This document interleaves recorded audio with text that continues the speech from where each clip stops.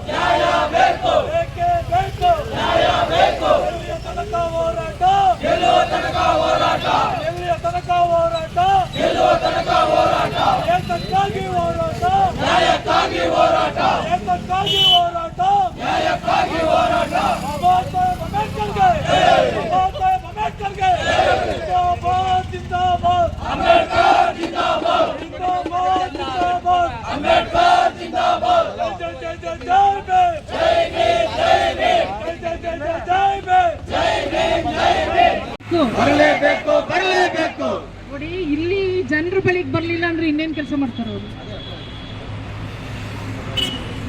ಜನರ ಬಳಿಗೆ ಬಂದು ಈ ಸಮಸ್ಯೆನ ಸುಲಲಿತವಾಗಿ ಬಗೆಹರಿಸಕ್ಕೆ ಲೇಬರ್ ಡಿಪಾರ್ಟ್ಮೆಂಟ್ ಬಂದಿದೆ. ಅವ್ರು ಸೂಚನೆ ಕೊಟ್ಟಿದ್ದಾರೆ, ಕೆಲಸಕ್ಕೆ ತಗೋಬೇಕು ಅಂತೇಳಿ ಸ್ಪಷ್ಟ ಸೂಚನೆ ಇರುವಾಗ ಅವ್ರು ಬಂದು ಒಂದು ಹೇಳ್ಬೇಕಷ್ಟೇ.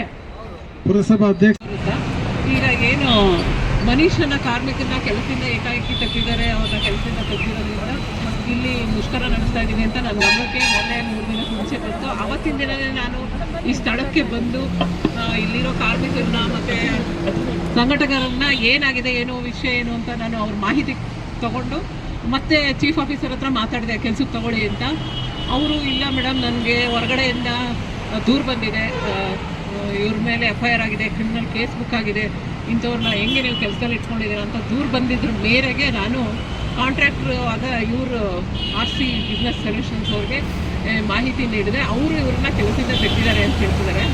ಯಾವುದೇ ಕಾರ್ಮಿಕರನ್ನ ನೀವು ಕೆಲಸದಿಂದ ತೆಗಿಬೇಕು ಅಂದರೆ ಅವ್ರಿಗೆ ಮುಂಚೆ ಒಂದು ನೋಟಿಸ್ ಕೊಡಬೇಕಾಗತ್ತೆ. ಇದು ನಮ್ಮ ಕಾನೂನಿನ ಪ್ರಕಾರ ಮಾಡಬೇಕಾಗಿರುತ್ತೆ. ಅವ್ರನ್ನ ಏಕಾಏಕಿ ಕೆಲಸ ತೆಗೆದ್ರೆ ಅವ್ರಿಗೆ ಜೀವನ ಮಾಡೋದು, ಅವ್ರದ್ದು ಸಂಸಾರ ಇರುತ್ತೆ, ಅವ್ರದ್ದೇ ಆದ ಕಷ್ಟಗಳಿರುತ್ತೆ. ಅದರಿಂದ ಯಾವುದೇ ಕಾರ್ಮಿಕ ಹೊರಗುತ್ತಿಗೆ ಆಗಲಿ ಅಥವಾ ಕಾಯಂ ಆಗಲಿ ಯಾರನ್ನೇ ಕೆಲಸದಿಂದ ತೆಗಿಬೇಕಾದ್ರೂ ಕೂಡ ನಾವು ಕಾನೂನುಬದ್ಧವಾಗಿ ಏನಿದೆ, ಕಾನೂನು ಏನು ಹೇಳುತ್ತೆ ಅದನ್ನು ಪಾಲಿಸಬೇಕಾಗಿರೋದು ನಮ್ಮೆಲ್ಲರ ಕರ್ತವ್ಯ ಆಗಿರುತ್ತೆ. ಆದ್ದರಿಂದ ಈ ಮನೀಶನವ್ರಿಗೆ ಏಕಾಏಕಿ ಯಾವುದೇ ನೋಟಿಸು ಕೊಟ್ಟಿಲ್ವಂತೆ, ಏಕಾಏಕಿ ಕೆಲಸದಿಂದ ತೆಗೆದಿದ್ದಾರೆ. ಆದ್ದರಿಂದ ನಾನು ಚೀಫ್ ಆಫೀಸರ್ ವಿಷಯ ಹೇಳೋದು, ಅವರು ದಯವಿಟ್ಟು ಈಗಲಿಂದಲೇ ಈ ಮನೀಶನವ್ರನ್ನ ಕೆಲಸಕ್ಕೆ ತಗೋಬೇಕು ಅಂತ ನಾನು ಈ ಮೂಲಕ ಕೇಳ್ಕೊತಾ ಇದ್ದೀನಿ. ಹಾಗೆ ಇದ್ರ ಬಗ್ಗೆ ನಾನು ನಮ್ಮ ಜಿಲ್ಲಾ ಕಾರ್ಮಿಕ ಅಧಿಕಾರಿಯವ್ರ ಹತ್ರನೂ ಕೂಡ ಮಾತಾಡಿದ್ದೀನಿ. ಅವರು ಇದೇ ರೀತಿ ಅವ್ರನ್ನ ಕೆಲಸಕ್ಕೆ ತಗೊಳ್ಳೋಕ್ಕೆ ನೀವು ಹೇಳಿ ನನ್ನ ಪರವಾಗಿ ಅಂತ ಹೇಳಿದ್ದಾರೆ.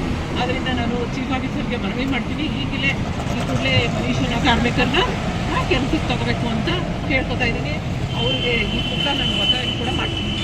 ಕಾನೂನು ಏನೇ ಆಗಲಿ, ಏನೇ ಸಮಸ್ಯೆ ಆಗಲಿ, ಅದನ್ನು ಕಾನೂನುಬದ್ಧವಾಗಿ ನಾವು ಪರಿಹಾರ ಮಾಡ್ಕೊಳ್ಳೋಣ ಅಂತ ನಾನು ಹೇಳಕ್ಕೆ ಇಷ್ಟಪಡ್ತೀನಿ. ಏನಿದೆ ಸಬ್ಜೆಕ್ಟ್ ತಂದ್ಬಿಟ್ಟು ಆದಷ್ಟು ಇವತ್ತು ಇತ್ಯರ್ಥಪಡಿಸೋದ್ರ ಬಗ್ಗೆ ಕ್ರಮ ವಹಿಸ್ತೇವೆ. ಸೂಚನೆ ಏನು ಕೊಟ್ಟಿದ್ದಾರೆ ಲೇಬರ್ ಆಫೀಸರ್ ಅಂದರೆ, ಕಾನೂನು ಬಾಹಿರವಾಗಿ ಕೆಲಸಕ್ಕೆ ಬರಲ್ಲ, ಅವ್ರು ತಪ್ಪು ಮಾಡಿ. ಹಾಗಾಗಿ ಕೆಲಸಕ್ಕೆ ತಗೊಳ್ಳಿ. ಕನ್ಸಲೇಷನ್ನಲ್ಲಿ ಈಗ ಲೆಟ್ರ್ ತಗೋತಿರಲ್ಲ, ಕೆಲಸದಿಂದ ನಾನು ಕೆಲಸ ಏನು ತೆಗೆದಿದ್ದೀನಿ ಅದು ವಾಪಸ್ ತಗೋತಾ ಇದ್ದೀನಿ, ಅವ್ರು ಕೆಲಸ ಮಾಡಲಿಕ್ಕೆ ಅನುವು ಮಾಡಿಕೊಡ್ತೀನಿ ಅಂತ ಕೊಡಿ. 13ನೇ ತಾರೀಕು ಅಲ್ಲಿಗೆ ಹೋಗ್ತಾರೆ, ಕನ್ಸಲೇಷನ್ ಅಲ್ಲಿ ಕ್ಲೋಸ್ ಮಾಡ್ತಾರೆ. ಈಗ ನೀವು ಮಾಡಬೇಕಾಗಿರೋದು ಲೇಬರ್ ಆಫೀಸರ್ ಭಾಳ ಸ್ಪಷ್ಟವಾಗಿ ಹೇಳಿದ್ದಾರೆ, ಕೆಲಸಕ್ಕೆ ಹೋಗಬೇಕು. ಈಗ ನಮಗೆ ಕೌನ್ಸಿಲ್ ಸುಪ್ರೀಂ ಆಗಿರೋದ್ರಿಂದ ಮೇಡಮ್ ಹತ್ರ ಈಗ ಜಸ್ಟ್ ಮಾತಾಡಿದೀನಿ, ಇನ್ನು 1 hour ನಾ ಬರ್ತೀನಿ ಅಂತ ಹೇಳಿದ್ರೆ ಚರ್ಚೆ ಮಾಡೋಣ ಅಂತ. ಇದನ್ನು ಬಂದು ಕೂಡಲೇ ಅವ್ರು ಮಾತಾಡಿ ಇತ್ಯರ್ಥಪಡಿಸ್ತೀವಿ. ಇಲ್ಲ ಇವತ್ತು ಫೈನಲ್ ಆಗುತ್ತೆ ಇದಕ್ಕೆ. ನಾನು 1 hour ಬರ್ತೀನಿ ಅಂತ ಹೇಳಿದ್ರೆ ಹೇಳಿದ್ಮೇಲೆ ನಾವು ಮಾತಾಡಿದ್ರೆ ತಪ್ಪಾಗುತ್ತೆ. 1 hour ಕ್ಲಿಯರ್ ಆಗುತ್ತೆ.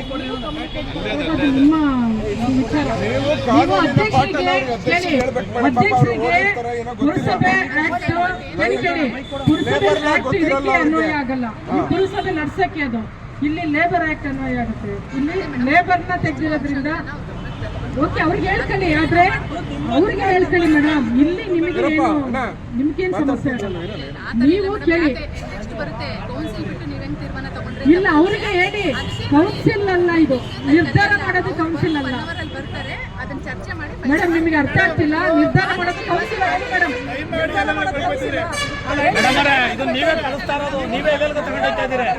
ಅಲ್ಲ ಅದು ಕೌನ್ಸಿಲ್ ಅಲ್ಲ ಇದು. ಯಾಕಂದ್ರೆ ನೀವು ಹೇಳಿ, ನೀವು ತುಂಬಾ ಅರ್ಥ ಮಾಡಬಾರ್ದು ಮೇಡಮ್. ಈಗ ಸ್ಪಷ್ಟವಾಗಿ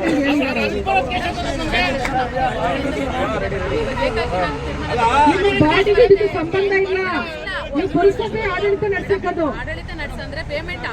ನಾಳೆ ಹೇಳ್ತಾರೆ ಮೇಡಮ್, 204 ಜನಕ್ಕೆ ತೆಗೆದುಬಿಡಿ ಅಂತ ತೆಗೆದುಬಿಡ್ತೀರಾ? ಮತ್ತೆ ಹೆಂಗ್ ತೆಗಿತೀರಾ? ರೂಲ್ ಹೆಂಗ್ ಮಾಡಿದ್ದೀರಿ? ರೂಲ್ ಅಪ್ಲೈ ಮಾಡಿದ್ದೀರಾ? ಆಗಿಲ್ಲ. ನೀವು ರೂಲ್ ಅಪ್ಲೈ ಮಾಡಿಲ್ಲ, ತಪ್ಪು ಮಾಡಿದ್ದೀರಾ. ತಗೊಳಕ್ ಸೂಚನೆ ಕೊಡಿ ಅಷ್ಟೇ.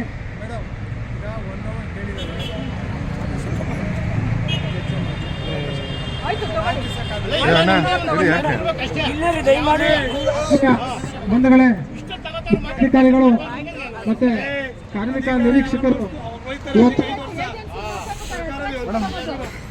ನಮ್ಮ ಹೋರಾಟಕ್ಕೆ ಸ್ಪಂದಿಸಿ ಕೇಳ್ರಿ, ನಮ್ಮ ಹೋರಾಟಕ್ಕೆ ಸ್ಪಂದಿಸಿ ಇವತ್ತೇನು ದಲಿತ, ಮಹಿಳಾ, ರೈತ, ಕಾರ್ಮಿಕ, ಅಲ್ಪಸಂಖ್ಯಾತ ಮಹಾ ಒಕ್ಕೂಟದಿಂದ ಏನಿವತ್ತು ಬೆಂಬಲ ಸಿಕ್ತು, ಆ ಬೆಂಬಲದ ಪರಿಣಾಮ ಇವತ್ತು ನಮಗೆ ಕಾರ್ಮಿಕ ಅಧಿಕಾರಿಗಳು ಬಂದು ಸ್ಪಂದಿಸಿದ್ದಾರೆ, ಲೆಟರ್ ಕೊಟ್ಟಿದ್ದಾರೆ. ಮತ್ತೆ ಮುಖ್ಯಾಧಿಕಾರಿಗಳು ನಮಗೆ ಬಂದು ಸ್ಪಂದಿಸಿದ್ದಾರೆ. 1 hour ಸಮಯ ಕೊಡಿ, ನಾವು